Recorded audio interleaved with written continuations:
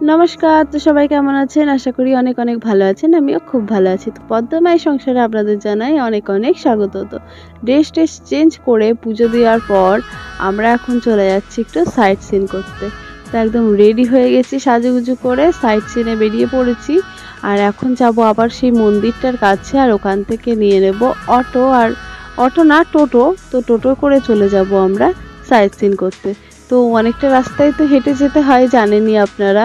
তো আমরা প্রায় পৌঁছে গেছি। এবার আমরা একটা অটো নিয়ে নেব। আর এই যে মাসি রয়েছে, মা রয়েছে, আরও একটা কাকু কাকিমা রয়েছে, তার সাথে আর একটা মাসি রয়েছে। তো আমরা সবাই মিলে মোট কথা চলে যাব সাইট সিনের উদ্দেশ্যে। তো খুবই এক্সাইটেড। আপনারা তো আমার হাসি দেখে বুঝতেই পাচ্ছেন যে আমি কতটা এক্সাইটেড। আমি আপনাকে গ্রহরাজ শনিদেবের মন্দিরে নিয়ে যাবো। হ্যাঁ, তারপরে সেই 250 বছরের পুরনো বিশালক্ষী মায়ের মন্দির, ওখানে ব্রিটিশ আমলের ঘর বাড়ি, এগুলো দেখাবো। এরপরে নিয়ে যাবো মনসা মন্দির, আমাদের সেই পুরনো মনসা মন্দির, ওখানে দেখাবো। ওরপরে সে আয়লায় বিধ্বস্ত হয়েছিল যে সুন্দরবন, যে কয়েকটা গ্রাম নষ্ট হয়ে গেছে, বসে গেছে, ওখানটা ওই প্লটটা দেখা আছে। মনসা মন্দিরের পর স্পটটা দেখাবো আপনাকে। নিয়ে যাবো এতে গোষ্ঠ মন্দির চলাগড়ি, যেখানে হচ্ছে বাঁকুড়া টেরাকোটা শিল্পীরা মন্দিরটাকে সুন্দর করে বানিয়েছে। ওইখানে নিয়ে আসবো মনসাদেব রামকৃষ্ণ মিশন, ভালো জায়গা, ঘুরে আপনার শান্তি হবে। নাগরাজ মন্দির দেখাবো, 108 নাগ দেখার পর কত নেবে? হ্যাঁ, বলেন কিরকম নেবেন, সঠিক করে বলেন, তাহলে যাবো। দেখুন, আমাদের কিছু জানেন না, আমাদের ঘোরাতে হবে। হ্যাঁ, সব বুঝিয়ে বাজিয়ে দেবো। 120 টাকা করে পার হেড। সে তো শুনছি 100 টাকা। ও ভাই, কজনই যাবেন? 5 জন? 5 জন। হ্যাঁ হ্যাঁ, 5 জন হবে। দেখুন, তো এই যে টোটোয় উঠে পড়েছি। তো আপনারা তো শুনলেন আমরা কি কি দেখবো আজকে, আর আমাদের গ্রামটাও ঘুরিয়ে দেখাবে, এটা আমার রিকোয়েস্ট ছিল। তো গ্রামটাও এখানে আমাদের একটু ঘুরিয়ে দেখাবে। আর মাথা পিছু 120 টাকা করেই উনি নিচ্ছে আমাদের, যেহেতু একটু গ্রামটা বেশি ঘুরিয়ে দেখাবে। তো প্রথমেই চলে আসলাম এই যে আমরা বারের ঠাকুরের মন্দিরে। তো মন্দিরটা কিন্তু খুব সুন্দর, এত সুন্দর কারুকার্য করা, দেখতেই পাচ্ছেন আপনারা, মানে খুবই সুন্দর মন্দিরটা। তার সাথে মাইক সেট করা রয়েছে। প্রত্যেক শনিবারে এখানে গ্রামের মা বোনেরা আসে, পুজো দেয়, এবং এই মাইকের সাহায্যে তারা মন্ত্র শুনতে পায় এবং সেই মন্ত্র উচ্চারণ করে দেবতার চরণে ফুল নিবেদন করে। তো খুব সুন্দর, দেখুন ভেতরে ঠাকুরের মূর্তিটাও খুব ভালো লাগছে। তো এই যে মূর্তিটা তো দর্শন করলেন, আর যে দেখুন কত সুন্দর কাজ। আর পেছন দিকটা একদম ধানের জমি ছিল, ধানগুলো কেটে নেওয়া হয়েছে, এখন ফাঁকা মাঠ পড়ে রয়েছে। তো চারদিকটাও খুব সুন্দর এখানে। আর যে মূর্তিগুলো এত সুন্দর করেছে, মানে খুবই ভালো লেগেছে। আর এই যে সামনে দেখুন, এখানে আলপনাও দেওয়া হয়েছিল, হয়তো কিছুদিন আগেই এই মন্দিরে পুজো হয়েছিল। তো আমাদের এই মন্দিরটা দেখুন, ফুল লুকটাও আপনাদের দেখিয়ে দিচ্ছে। এই যে দেখুন ফুল মন্দিরটা, খুব ভালো লাগছে। তো এই মন্দিরটা দর্শন করে আবার টোটো করে চলে যাচ্ছি সামনে আর একটা নতুন মন্দির দেখতে।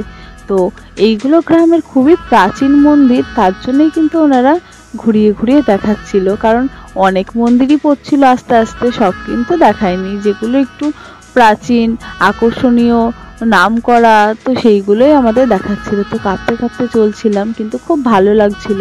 গ্রামের রাস্তাগুলো এত সুন্দর, আর সব জায়গাতেই না একটা করে কাহিনী রয়েছে, এটা বেশ ভালো লাগছিল। আর এই যে এটা হচ্ছে মা মনসার মন্দির, আর এখানে শীতলা পুজোও হয়। তো যেদিন যেদিন রান্না করতে থাকে না, তো এইখানে রান্না করে সবাইকে ভোগ খাওয়ানো হয়। আর এখানে হাটও বসে, গ্রামের সবাই যে যা চাষ করে, তো সে তার ফসল নিয়ে এখানে আসে, সবজি নিয়ে, তো এখান থেকে বিক্রি করে। তো উনি বলছিল এখানে নাকি খুব বড় একটা হাটও বসে।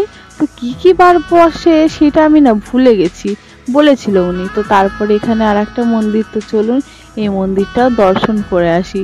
আর এখানে শ্রী শ্রী বাসন্তী মাতার পুজো হয়। তো এইটা চৈত্র মাসে পুজো হয়। এটা উনি বলেছিল যে দুর্গা পুজো যে সময় হয় সেটা কিন্তু এখানে হয় না, এটা চৈত্র মাসে পুজো হয়। আসলে আমরা যে দুর্গা পুজোটা দেখি সেটা তো হচ্ছে অকাল বোধন পুজো। তো এইটাই হচ্ছে অরিজিনাল দুর্গা পুজোর সময়, চৈত্র মাসের দুর্গা পুজোটা হয়। তো খুব ভালো, মূর্তিটা খুব সুন্দর আর স্থায়ী মূর্তি, সারা বছরই থাকে। বেশ ভালো লাগছিল, মন্দিরটাও বেশ ভালো। তো এটাও আমরা দেখে নিলাম আর খুব ভালো লাগলো একটা প্রাচীন মন্দির দেখে। তো এই যে মন্দিরটা আপনাদের একটু ভালো করেও আমি দেখিয়ে দেব।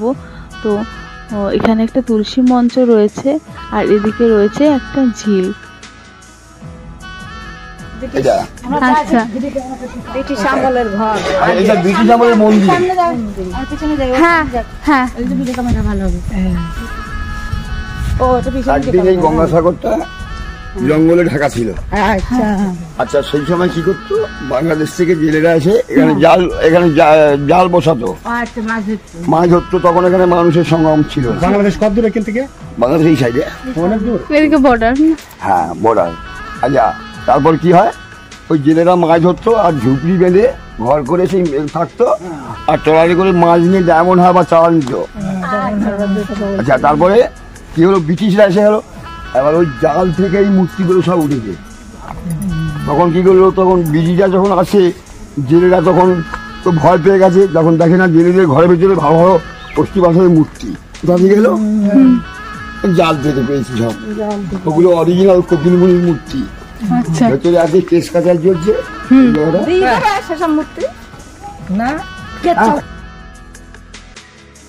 ওনার মুখ থেকে তো কাহিনীটা শুনলেন আপনারা।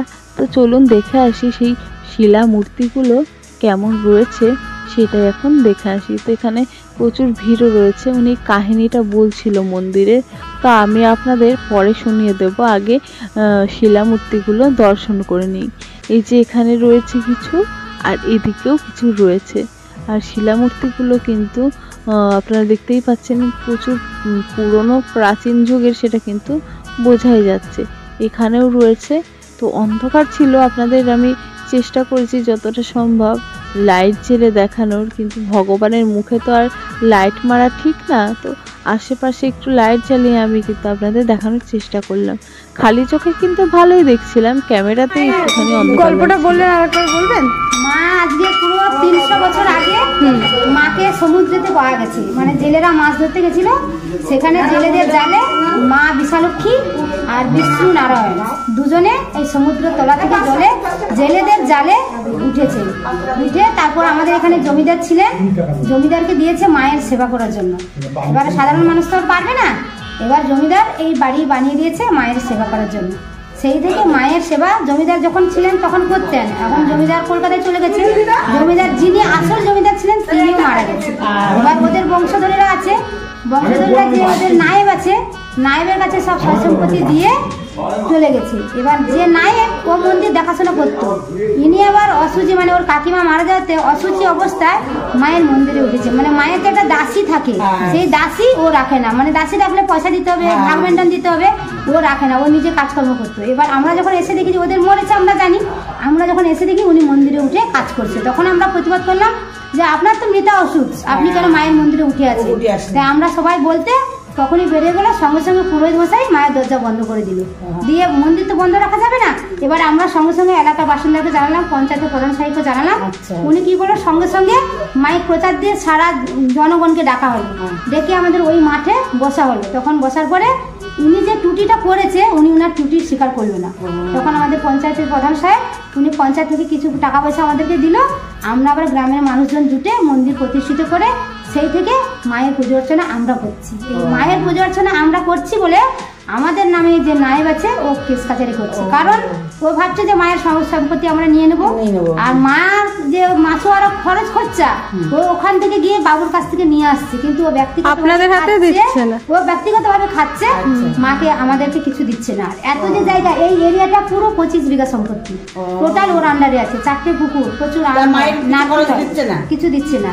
আর যিনি পুরোহিত যাকে রেখেছে, পুরোহিত পুজো হিসাবে ওকে 5 বিঘা জমি দিয়েছে এবং পঞ্চায়েত থেকে ওকে 1000 টাকা করে ভাতা দেয়, উনি কাজ করে। আর আমরা দুজনে, আমার ননদ ভাউজ, আমরা বিনা স্বার্থে কাজ করে যাচ্ছি, বিনা স্বার্থে আমরা করে যাচ্ছি। যাকে তাও আমরা মাকে ধরে রেখেছি। আর মায়ের মন্দিরে জল ওঠে না? মায়ের মন্দিরে যে যখন আইলাতে জল এসেছিল, ইয়াসে যখন জল এসেছিল, সারা ঘর বাড়ি আমাদের ডুবে গেছে। আমরা ওই ফ্ল্যাট হাউসে গিয়েছিলাম, মানে 1 মাস ধরে আমাদেরকে রান্না করে খাবার নিয়ে আসতো, কিন্তু মায়ের এই বারান্দা থেকে এই মন্দির পর্যন্ত মায়ের কাছে জল আসে। সেই কষ্টতে এক কোমর জলে পেরিয়ে এসে মায়ের কাছে রান্না করে আমাদেরকে মায়েরকে দেখা। ওনার কাছ থেকেও কিন্তু আমরা মন্দিরের অনেক কাহিনী জানতে পারলাম। তো উনি অনেক প্রাচীন যুগেরও কাহিনী আমাদের বলল।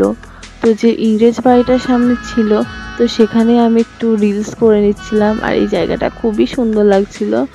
আমি বেশ ওপরটা উঠেও দেখলাম, আর বেশিক্ষণ না থেকে নেমে চলে আসলাম, কারণ জায়গাটা একটু নড়বড়েই মনে হচ্ছিল, অনেক দিনকার তো তাড়াতাড়ি করেই নেমে চলে আসলাম।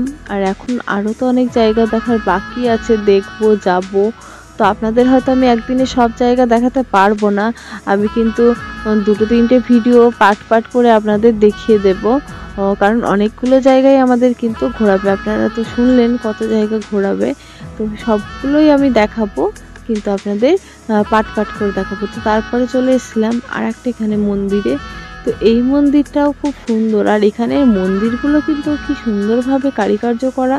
দেখুন, এটাও একটা মনসা মন্দির ছিল, আর এখানে মনসা গাছ রয়েছে, আর চারদিকে খুব সুন্দর করে গাছ লাগানো রয়েছে এবং লোহার ব্যারিকেড করা রয়েছে, চারদিকে ঘেরা রয়েছে।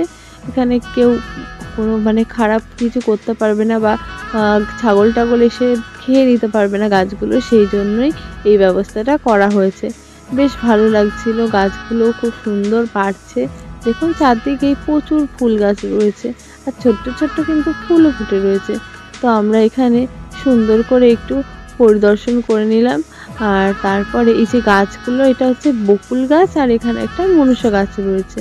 আর এখানে অনেকে কিন্তু মানত করে ঢিলাও বেঁধে যায়। গ্রামের লোকেদের এই যে মা মনসার একদম শরীরেও কিন্তু ঢিলা বেঁধেছে অনেকেই। তো এটা এখানকার নিয়ম, তো অনেকেই এখানে গাছেও বেঁধেছে দেখছি। তো এগুলো সব মানদেরই। আর এই যে মন্দিরটা দেখুন কি সুন্দর, এখানের কিন্তু সব মন্দিরগুলোই বেশ সুন্দর, কারুকার্যগুলো খুব ভালো, একদম নিখুঁত, আর খুব সুন্দর কালার কম্বিনেশনগুলো মানিয়েছে। তো এখানে আর একটা সুন্দর জিনিস রয়েছে, সেটাও দেখবো। তো আগে চলুন মা মনসাকে দর্শন করে আসি।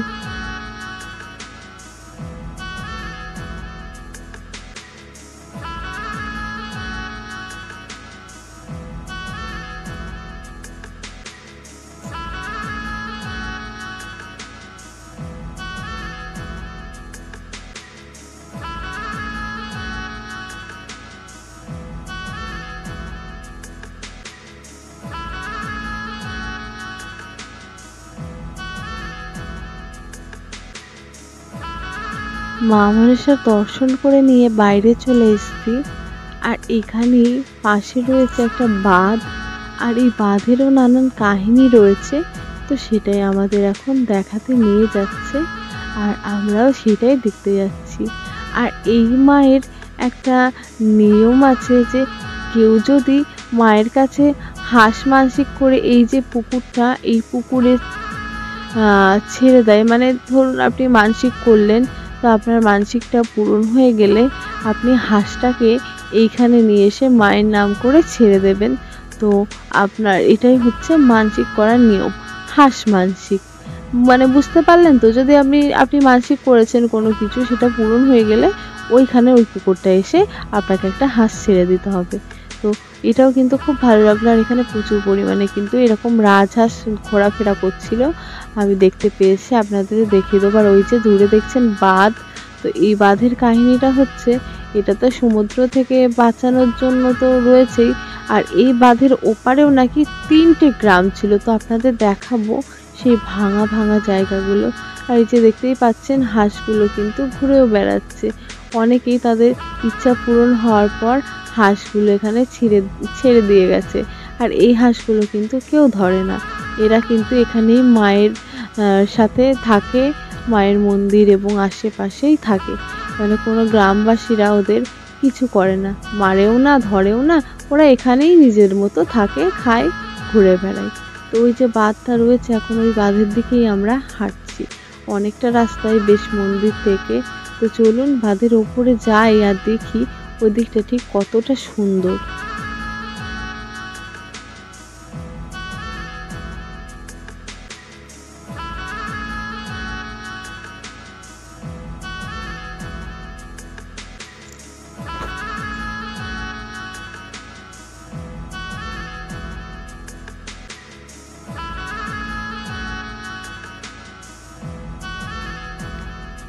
এই যে বাঁধের ওপর উঠে পড়েছি আর সামনে দেখতে পাচ্ছেন এই জায়গাগুলোতে কিন্তু সমুদ্র বা সাগরের জল চলে আসে।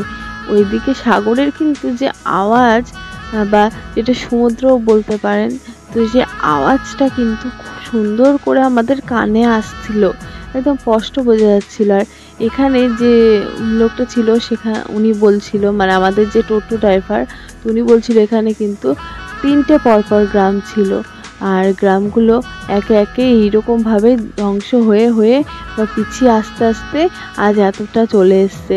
আর সামনে যে জায়গাটা আপনারা দেখতে পাচ্ছিলেন ফাঁকা জায়গাটা, ওখানে কিন্তু প্রচুর পরিমাণে বাড়ির অবশিষ্ট অংশ ছিল পড়ে, যেগুলো আমফান বা ইয়াসে নষ্ট হয়ে গেছে, ধ্বংস হয়ে গেছে। এখানে কিন্তু একটা অসাধারণ ফলও আমরা দেখেছিলাম। তো যাই হোক, আজকের মতো ভিডিওটা এখানেই শেষ করছি। আর খুব ভালো লাগছে ঘুরে, আপনারা তো আমার হাসি দেখে বুঝতেই পাচ্ছেন যে কতটা সুন্দর আনন্দ করছি। আর এখানে যেতে যেতে আমরা একটু টিফিনও করে নিচ্ছিলাম, কি সুন্দর লাগছিল, অচেনা সব মানুষের সাথে কি সুন্দর মিলেমিশে গেছি আর খুব ভালোও লাগছিল বিস্কুটটা খেতে। তো যাই হোক, আজকের মতো ভিডিওটা এখানেই শেষ করব। নেক্সট ভিডিও দেখতে কিন্তু একদম ভুলবেন না, খুব ইন্টারেস্টিং ভিডিও আপনাদের জন্য নেক্সট আমি নিয়ে আসছি।